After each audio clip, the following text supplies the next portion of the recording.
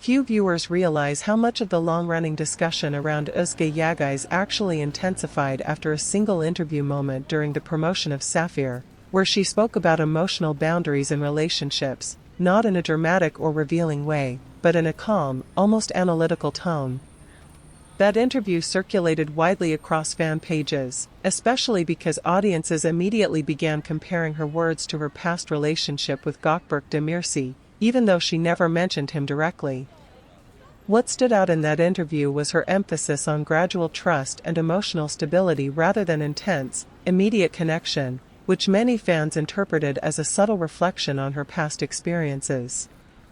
On platforms like Twitter and Turkish forums, users began dissecting the phrasing of her answers, suggesting that her perspective on relationships had evolved significantly after her engagement ended.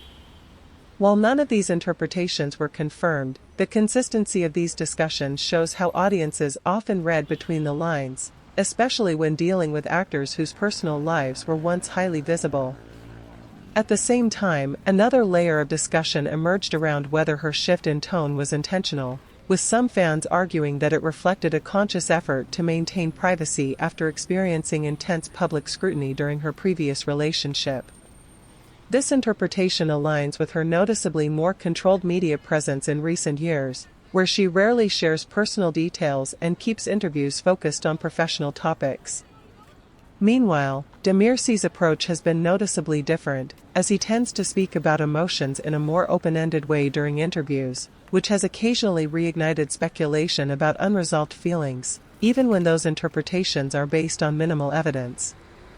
This contrast in communication styles has become a recurring topic in fan discussions, with some viewers seeing it as a difference in personality, while others interpret it as a difference in how they manage public perception.